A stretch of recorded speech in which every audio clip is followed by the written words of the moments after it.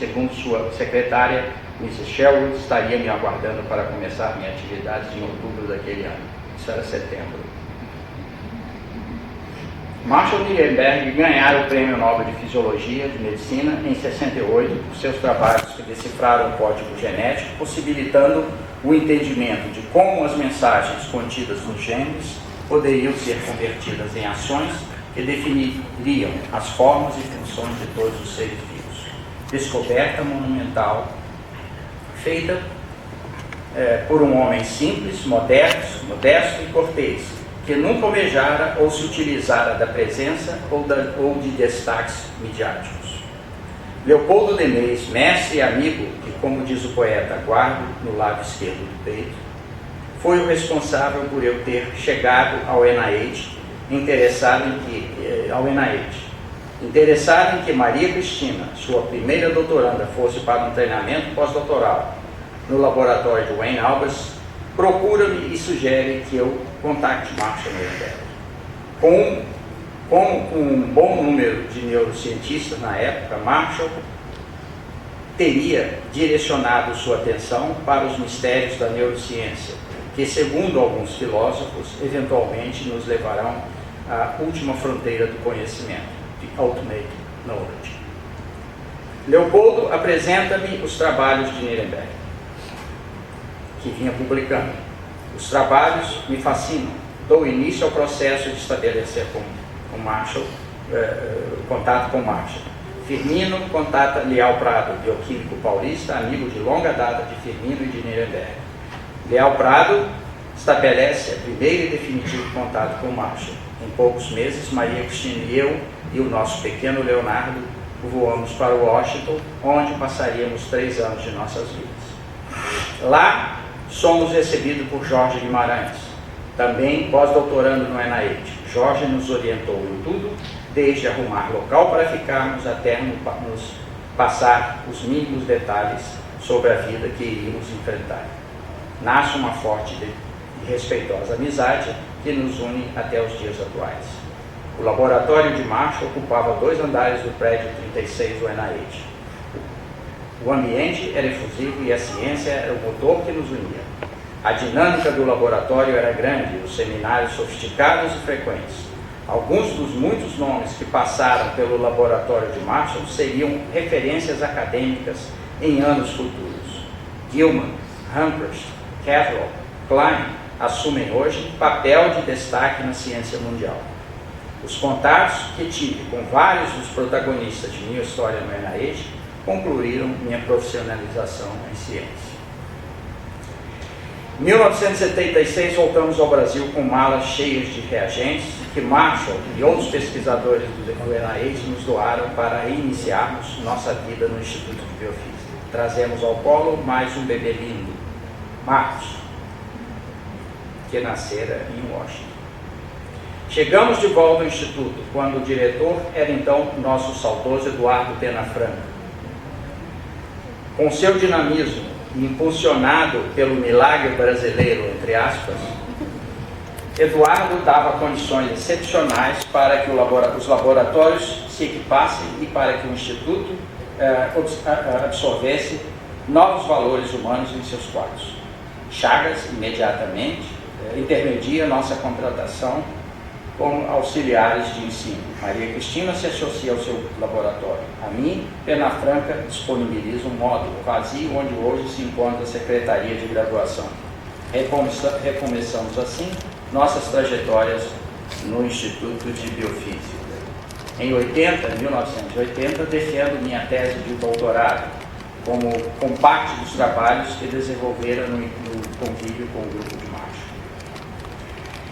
A primeira pessoa que me procura interessado em um estágio de iniciação científica é Roberto Paz de Carvalho, que aqui hoje, como grande amigo, me acompanha nessa cerimônia. Ana Lúcia Marques Ventura, e mais tarde, mais adiante, José Luiz Martins do Nascimento, compõem o trio que me dá a oportunidade de aprender na prática a arte da orientação acadêmica que eu usufruíra quando estudante frente a Hugo e a Felipe. O tempo avança rapidamente E ainda com o país sob o regime militar, a angústia nos fragiliza. A falta de expectativa de liberdade fundamental para o exercício do livre-arbítrio frente a nossas opções nos embota o ânimo e a criatividade. Não víamos no curto prazo possibilidade de uma abertura política que pudesse dar fim ao pesadelo que de não termos confiança nas certezas que nos eram divulgadas ou impostas. A universidade passa por um dos momentos de sua história, dos piores momentos de sua história recente. Uma greve dos docentes se alonga indefinidamente. Diante desse contexto, Maria Cristina e eu concluímos que deveríamos novamente respirar os ares da liberdade nos Estados Unidos. Em 1984, meio a uma grande crise de incertezas no país, novamente partimos para a área de Chicago, dessa vez para um sabático no laboratório de meu amigo Bill Klein, da nossa Western University. No decorrer de nossa estadia, as notícias nos chegavam por cartas. Entre uma missiva de ida e uma de volta, a comunicação movia-se à velocidade mensal. Os jornais americanos pouco ou nada diziam sobre o Brasil. Firmino nos mantinha informados dos acontecimentos.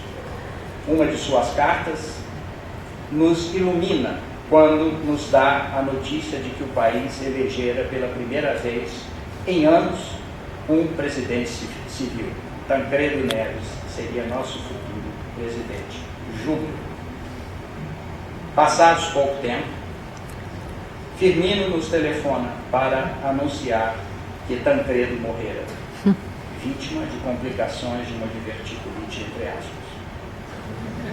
O vice assumira a presidência, também um civil, que no decorrer dos anos que governaria o país, instalaria o caos econômico e social. As notícias nos chegavam sempre agora com mais frequência pela mídia americana. Decidimos mais uma vez retornar ao país. Recomeçamos nossas atividades em um futuro novo laboratório que nos haviam reservado enquanto fora. Eram 4 módulos no segundo andar do bloco G desse CCS, antigo laboratório de Herta Maia.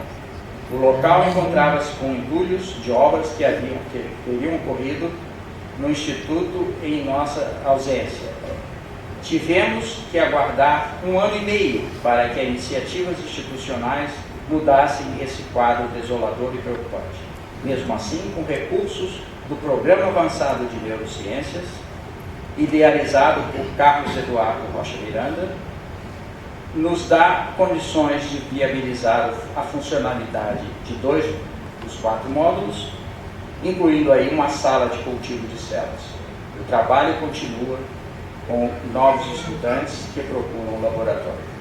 Apesar das dificuldades, o ânimo era grande e as interações acadêmicas com o grupo de Rafael Linder e Jean Nora Rocossi evoluíram consideravelmente.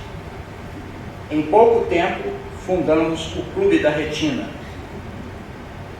em referência ao modelo de estudos que os 3 grupos utilizavam em seus estudos. Em reuniões semanais, membros dos 3 laboratórios, não só desculpa, mas eu estou tendo um daqueles escotomas e está me dificultando a leitura, mas enfim, vamos lá. Não só discutiram trabalhos da literatura, mas também apresentavam os avanços experimentais de cada um dos membros do clube. As reuniões evoluíram com a introdução de uma atividade social que acontecia uma vez ao mês. Essa iniciativa talvez tenha sido minha maior contribuição para o Clube da Retina. Esse evento constituía em oferecer um almoço típico das várias etnias, entre aspas, Foi mesmo, era que bom, né? compunham os 3 Almocinho laboratórios. bom. Esses almoços eram servidos após a discussão científica daquela data, daquele dia. Para se ter uma ideia da diversidade do grupo, tivemos almoços árabe, chinês, japonês, português, espanhol, mineiro, paraense, etc. Tivemos tudo.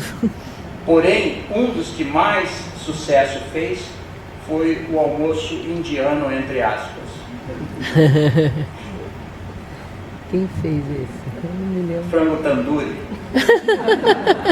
Servido por Rafael Lins, a caráter, usando um turbante sírio. Essa foi boa. O ambiente era realmente descontraído e muito produtivo.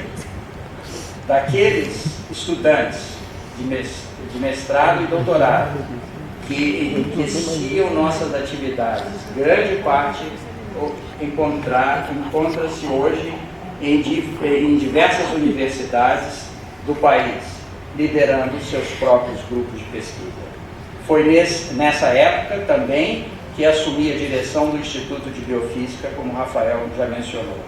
Foram quase 4 anos de atividade administrativa, talvez durante um dos períodos da ciência nacional, um dos piores períodos da ciência nacional, quando os recursos para a atividade científica do país praticamente desapareceram. Não gosto da lembrança daquela época. A política brasileira abriu espaço para uma primeira eleição direta no país, após mais de 20 anos de retrocesso. O receio de que o sentimento do povo elegesse um governo de esquerda, entre aspas, levou-nos a um dos piores momentos da democracia que tentava renascer. A ocupação do Planalto por um grupo de malfeitores iria surpreender a todos com o confisco da poupança da sociedade. Enraivecida com esse desfecho, a nação utiliza de sua Constituição para promover o impedimento e a cassação do direito político do chefe do grupo. Fica demonstrado um esquema brutal de corrupção que a todos enoja e decepciona.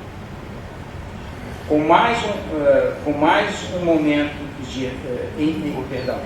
mais um momento de esperança para o país, assume a presidência Itamar Franco, homem articulador e aparentemente honesto, que com sua simplicidade e perspicácia política nos dá novo alento para acreditar que a democracia voltara de fato.